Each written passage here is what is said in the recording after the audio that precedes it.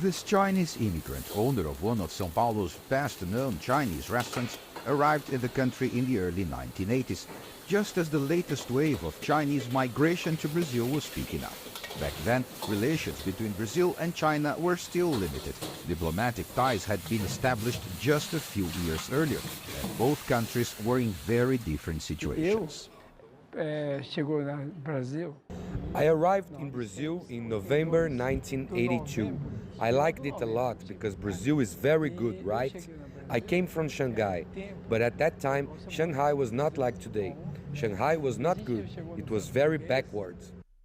But the first Chinese immigrants to Brazil, depicted in this picture by German painter Rugendas, had come much earlier, in 1812, when about 300 peasants were brought from China to Brazil by King Dom João VI to begin an experimental tea plantation in what is today Rio de Janeiro's botanical gardens. The park still preserves the memory of these pioneers. Esse é o primeiro pé de chá trazido. This is the first tea plant brought to Brazil, precisely to check if it would be possible. They also planted tea on the slopes of the Tijuca forest.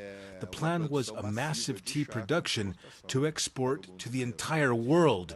We received this plaque in 2016 as a gift from the Chinese province where the first tea plant originated, honoring Rio de Janeiro's botanical garden.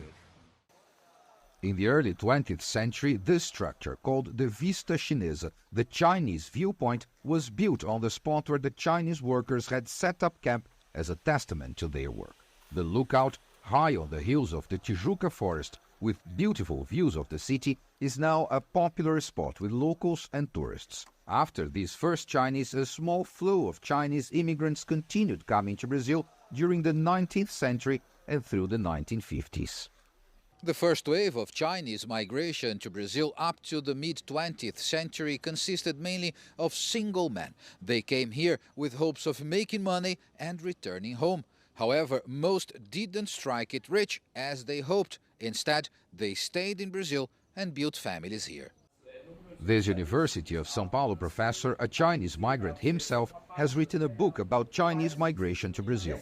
He says the latest wave of immigration began in the 1980s when a larger influx of immigrants, mainly from the Chinese countryside, began to come. And more recently, other groups have also found their way to Brazil. Now Chinese immigrants come from other regions, not just the countryside.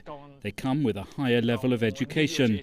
Most of them have completed high school, and about 10 to 20% have a university education.